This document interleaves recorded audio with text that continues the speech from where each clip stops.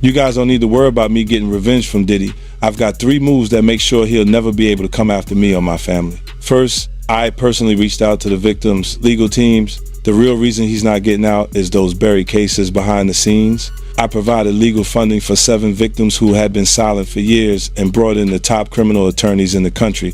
Second, I bought up every potential post-release business deal he had lined up. I planned this 2 years in advance, so by the time he got sentenced and still had hope of getting out, every partner had already cut ties with him. Third, I don't just have evidence, I've got backups. This is an entire minefield that's been buried for 20 years. I uncovered every secret from the last 30 years. With testimonies from the victims, we interviewed over a dozen people he tricked, threatened, or violated. You think that's harsh? No, he destroyed other people's lives for decades. I'm just making sure he spends a few extra years in prison for it. I'm not afraid of his people, not afraid of his threats. I know he's still in there fantasizing about a comeback, but the truth is, he's never... The spotlight has returned to 50 Cent, and this time it stretches far beyond his documentary, as he revealed that his Netflix series on Diddy barely scratched the surface, with 4 episodes unable to contain everything his team uncovered, forcing major revelations to be left out.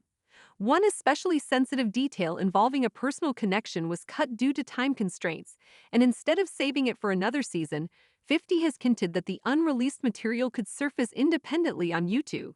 He also claims that even more people have since come forward with new information, leading many to question why he continues to push so relentlessly.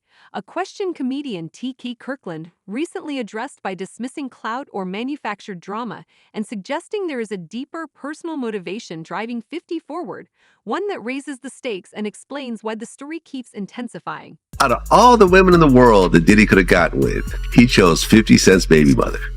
It's a lot of variables to this particular question, because I talk to a lot of people, older, younger, even my daughter, who's 22, she didn't understand it.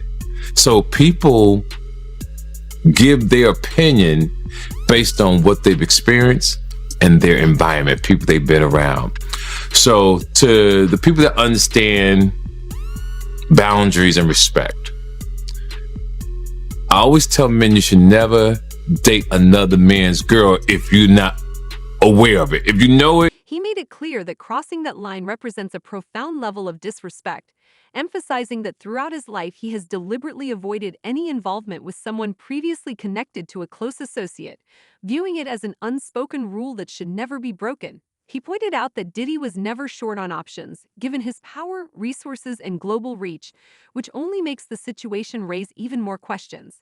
From TK's perspective, this wasn't careless or accidental, but a deliberate choice, especially when considered alongside the long-standing tension between Diddy and 50 Cent. Given their history, he argues it's hard to interpret the move as anything other than intentional, adding a heavier and more troubling layer to an already complex and escalating situation. He went after the baby mother of one of his rivals. Exactly. Someone who had been taking shots at him for years. Absolutely. On purpose. And he went after her knowing that they had beef. Right. And slutted her out. Slutted out. Just slutted her out. Slutted out. Having a whole basketball team run a train on her. Totally and did. I just totally the whole agree. thing, right? Totally agree. Right. But his reputation from when he worked at Uptown, I'll be sure's girlfriend. Oh, Kim Porter. Kim Porter. Right. That's his reputation. I'll be sure his baby mother. Baby mama. Yeah. Then Eric Serum, his friend, the one that had she had his baby, Mia. So he's had a reputation of going after people. Tupac's ex-girlfriend. Tupac's ex-girlfriend. He got a baby with her too. Exactly. Yeah. So my point that I'm making to the men listening, well, if you don't understand this, then you just poorly educated and don't really have common sense. It's a no-no. There's no way I would go after Vlad's ex-girlfriend. Right. I'm so loyal that if I met a woman and she said, "Oh yeah, I stay Vlad," I can't f with you, baby. Right. I won't even put my, excuse my language, because that's how I move. Other people don't move like that, but you see me in Paris, you see me all over the world. Why would I want to do that to mess up Even as 50 Cent's documentary continues to dominate headlines and earn widespread attention, not everyone views it as an unquestioned victory. Gene Deal has stepped into the debate with pointed criticism, Claiming that portions of the project lacked originality and echoed material he says he previously shared without receiving proper credit. According to Deal, some elements were not the product of fresh investigation but recycled ideas, raising concerns about attribution and creative integrity. His comments have added a new layer of controversy, briefly shifting the focus away from the documentary's impact and toward questions about how the story was constructed behind the scenes. I seen an interview about, he said that he had a lot of footage had to be down, the documentary had to be downsized. You understand? I don't really believe that, because a documentary is a documentary, and they could have had 45 minutes, they could have had an hour, to each one of those. You understand? They left out certain things. He said they even left out the one about Sarah Chapman. You understand? And for whatever reason, he probably left out a lot of other different stars too. Situations that they could have spoke about. You understand? I have a problem with the documentary, and I'm just gonna let you know that the reason I have a problem with the documentary is that they know that they took my idea. You understand? They know that when I came to them, I laid out what they should do and how the documentary should be. You understand? She could say whatever she want to say. I talked to those producers before I even talked to her. They wanted to know what I had, what I was bringing, my pictures, all that stuff like that. And I told them about me, Tim, and Kirk. You understand what I'm saying? And how it would go. They did the same thing. This ain't the first time they stole from me, man. If you look at the Notorious Big, if you watch the Notorious Big, that part about the shoes, I had that in my book. And I was talking to K.O. Copeland. He was one of the writers of that movie. And I told him about when I let Big use my shoes at Soul Train Award. You had this old flunky ass dude, Mike B, get on Angie Martinez's show and talk about, yo, Big, he wore mixed max shoes and he went out there and performed. When you go look at the film, when you go look at Big performing that on that show, ain't nothing mixed match about them shoes. There was $800 Maury's, size 14D. Big wore 14E. E means that his shoes is a little wider than mine. He struggled, but he put them on and he went out there and performed. Those was my Gators that he had on. You understand? They did a little skit trying to disrespect me in the movie. You understand? And they said something about, He also addressed the growing speculation that 50 Cent could release even more material online in the future, suggesting that if additional content does surface, preventing it may no longer be possible. From Gene's viewpoint, if there were any real way to silence or suppress the documentary, it would have already been exercised. The fact that it hasn't been, he argues, speaks volumes about where power truly resides right now. To him, the project's continued accessibility sends a clear signal, raising serious questions about how much influence Diddy still commands and how much of that control may have already slipped away. Documentary, and if 50 do another one, and I heard he's gonna put it on YouTube or do whatever he's gonna do, Puff ain't gonna have nothing to do with that. Puff ain't gonna have nothing to do to try to stop that, because he can't. Because if he could stop it, it would have been stopped. You know why he can't stop it? Because Puff know people right there at Netflix. Don't think he don't. And I don't know if this guy still work for them, but he was part of the flavor unit, Shakim. He was part of the flavor unit. He was good friends. He was cool with Puff and them. Flavor unit and them, Queen Latifah and them, they was cool with Puff. If Puff would have sent the cease and desist over there and they could do it and he had the power and they wasn't right, they would have been done it. You see, it's still rolling, right? It's still going on, right? He ain't got that power no more. You understand? Now, could he sue them because they use his likeness or use something and stuff like that? I don't know. I'm not that versed in they using him. You understand? If they can steal your whole damn idea, your whole damn idea, why can't they steal your whole damn intellectual property? Gene went further by pointing to what he described as Diddy's long-standing fixation on Tupac, framing it not as a passing thought but as a mentality that quietly shaped years of behavior. In his view, that focus influenced how Diddy moved behind the scenes, informed key decisions, and affected the way he handled both personal and professional relationships. Gene suggested this mindset became a defining force in Diddy's approach over a long stretch of time, steering actions and strategies in ways that he believes continue to echo today. I did see the interview that 50 did with Sherry, and he was talking about he didn't release the video about Puff having a kid by Kim Porter's friend, Sarah Chapman. Now, we all know that she used to date Tupac. You understand? So either he got her because he wanted some remnants of Tupac. We don't know.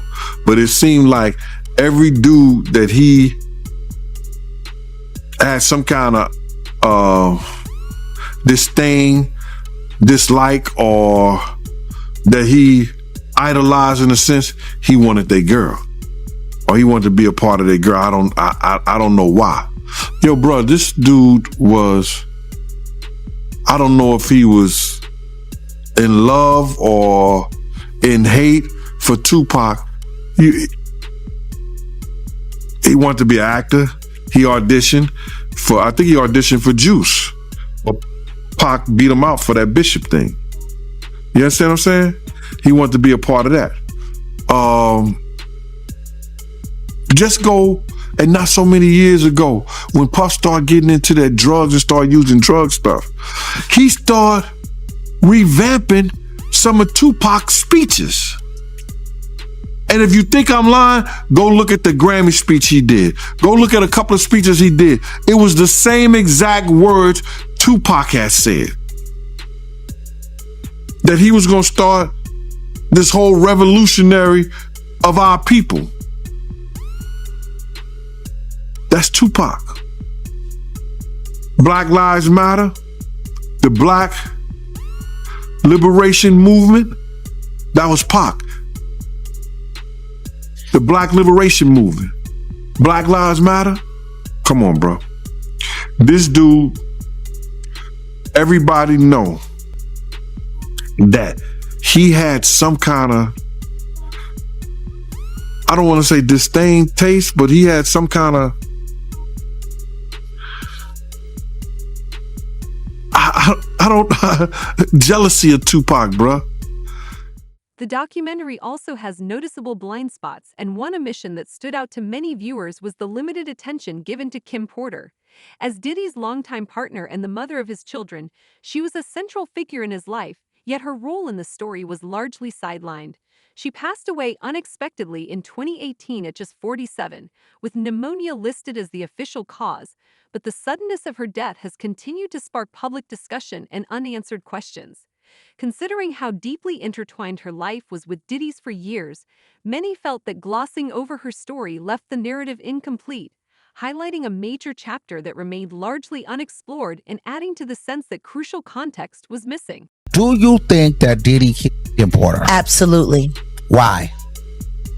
Because of all the videotapes, because of the book, because of all the people she gave copies of her book to, or at least chapters, because of everything that she had on him, because of the tape that she used to blackmail him into a relationship and into a raise of him being sodomized by Andre Harrell. And I am not saying that allegedly, because I heard her and Kim Moore talking about it in the booth of the bathroom while snorting cane. She stood at the center of his world, privy to everything from intimate relationships to major business decisions and moments the public never witnessed. Yet her presence in the documentary is barely acknowledged. Several accounts suggest her story was intentionally avoided, likely deemed too sensitive or complicated to address directly. Gene, who says he knew Kim personally and supported her on multiple occasions, believes she understood far more than most people realize. From his perspective, leaving her voice out removed a crucial layer of insight, making the overall narrative feel incomplete, especially given how deeply she was embedded in everything happening behind the scenes. That she did have a book, and that her book was about to come out, and she was talking about all the perils, everything that she went through in the music business and with Diddy. All the men that they slept with together, because there were men that they slept with together. There were swinging times that they slept with together.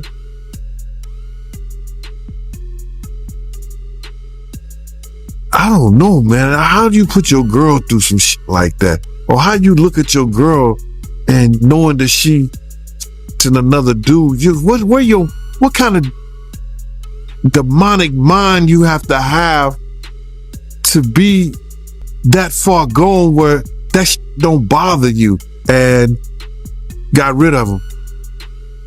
They swimming with the fishes. Wow, man. So she was about to expose all that in her book, them sleeping with men together. She was going to expose everything. I heard it was tell all. Yeah, that's crazy, man. Just curious, right? Did you know that Diddy and Kim had that type of relationship back then in real time? Yeah. Yep. Because I know somebody personally that lives in Atlanta that was swinging with them, and I would never mention his name because he's a good brother and he knows my family down there. You know, he knows my family down there, and I would never, put his name out there like that. He's been in the music business. He done put a lot of groups, A-listed groups out there. None of that made it into the documentary, which reduced Kim Porter's role to a few photos and a brief mention as Diddy's children's mother, leaving viewers questioning why such a central figure was largely ignored. Mark Curry also spoke about Diddy allegedly monitoring Kim's private conversations and reacting aggressively when he disapproved, recalling a specific incident with producer Shakur Stewart that escalated publicly. These accounts suggest a controlling environment that the series failed to explore, highlighting how key perspectives and critical stories were deliberately left out. The other day, they just did a whole thing with the girl that he was dating was the one that was putting the wiretaps and all of that out. It was a clear case. She came, hey, I was the one who was doing the wiretapping and all of this, right? The tapping. So I knew about this before she came out and said that she was the one that was doing it. I was sitting there like, damn, he know everything she doing.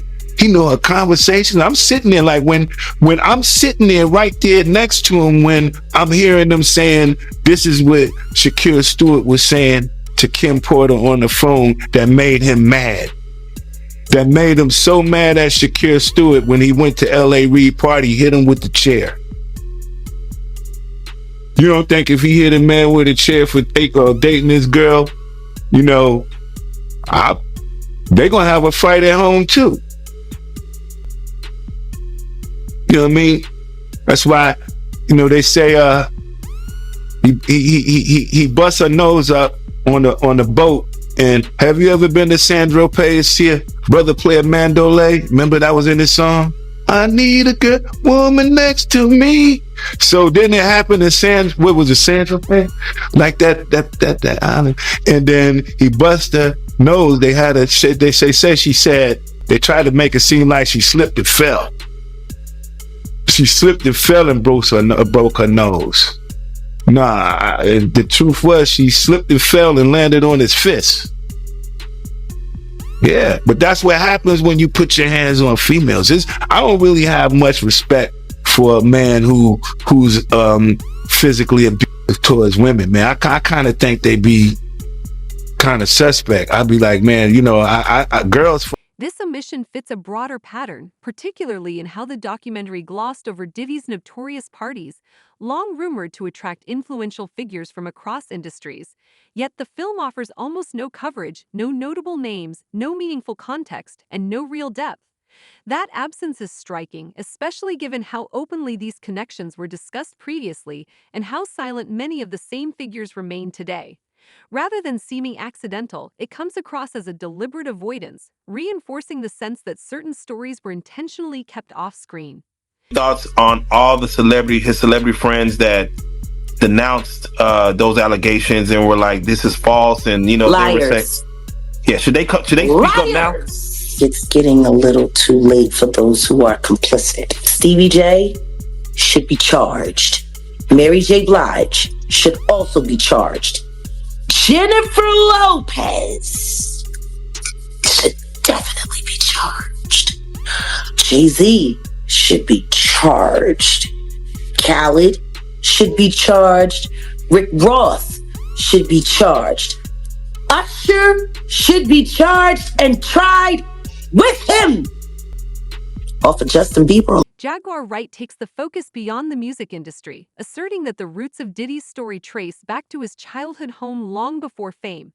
She explains that his early years were marked by instability, with his mother often preoccupied and a constant stream of unfamiliar people coming and going. According to her, growing up in such an unpredictable environment can leave deep, lasting impressions on a child's perspective. Jaguar argues that these formative experiences significantly shaped who he became, setting the stage for the person he later evolved into, well before the music industry ever played a role. Knows what he saw and what happened to him in his own mama house. All of those strangers, them up involved, looking around, seeing what was going on. And let's just be clear, it sounds like her house was a house of, professional freak-offs. So who knows what he saw or what could have happened to him while she was busy entertaining people and pouring and getting tips, as she would say, for her after-hour life. Oh yeah. He was. I'm gonna say he was surprised to hear that. School bus driver. No, was he surprised or was he like, "Zip it, you talking too much"? Because that's what it looked like to me. It looked like you talking a little bit too much. They don't need to know about that. While she was sitting up there, because I was a bus driver and I was this, and I worked at the after hours. And I would pour them drinks and they would give me big. Jaguar also pointed out that Diddy has openly expressed pride in his father's risky, street-centered lifestyle, and she believes that reaction is very telling. In her view, his embrace of that image, rather than distancing himself from it, reveals just how deeply those early influences shaped him. She suggests this provides a clear insight into how his mindset, values, and sense of identity were formed from a young age, and how those foundational experiences continue to influence his decisions and behavior today. In Sean's own words, in Diddy's own words, he had said he had a sigh of relief learning that he was the son of a hustler or a gangster. Like he wanted that status. He wanted to say that he was a sigh of relief is a wild thing to say. That your daddy was a gangster or a hustler, that's what you heard that he was.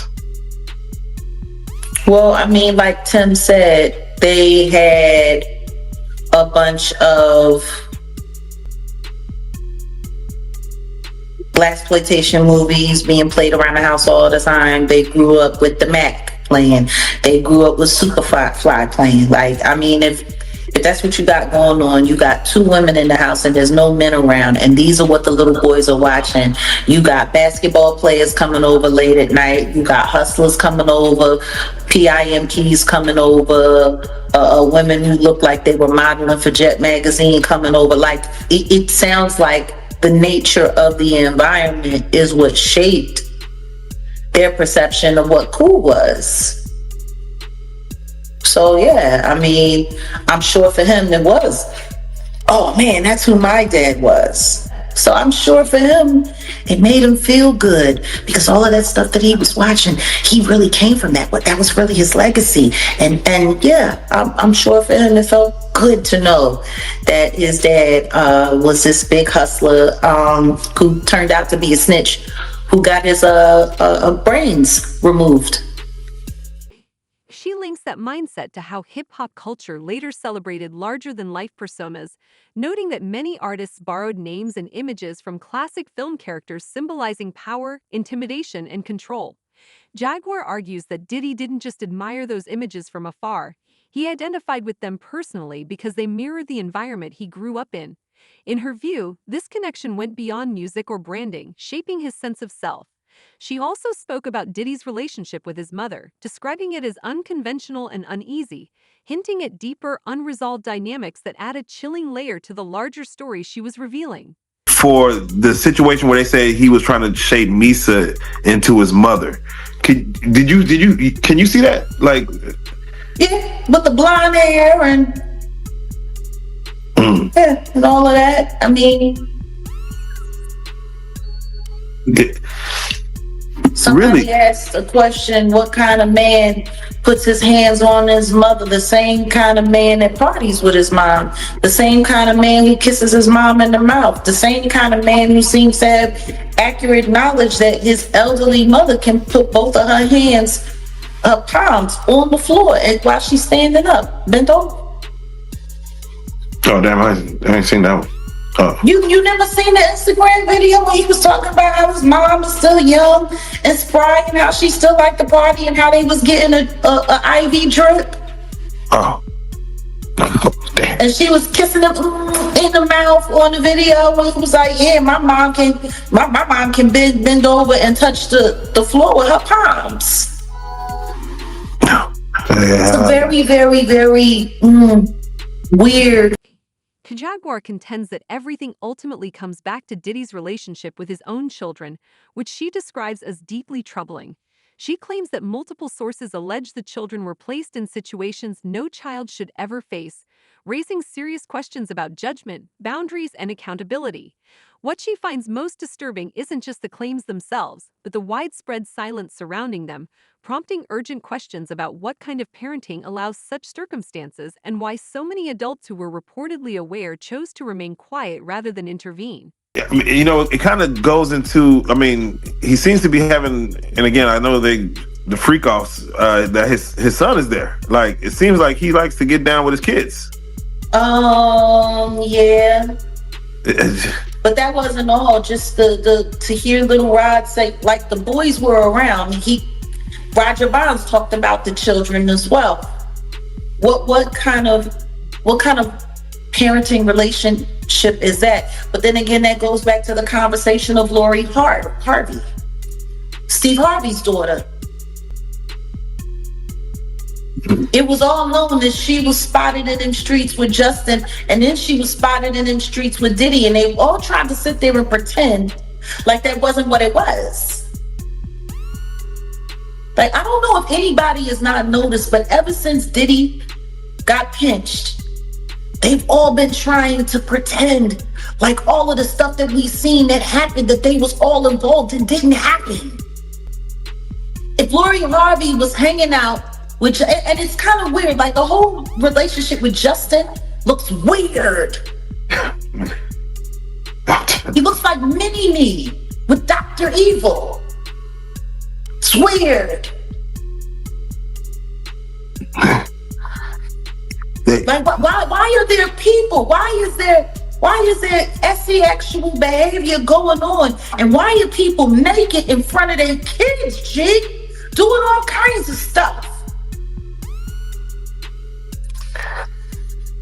And meanwhile, Misa's running around making comments about how she don't like the way that Eric Sermon was depicting her in the documentary. You don't like the way you're being talked about in the documentary. You don't like the fact that, because see, it wasn't Gene Deal, because Gene Deal said he wasn't there, and thank God that he was able to admit that. Kirk Burroughs did say that he was there and present when Diddy was beating the brakes off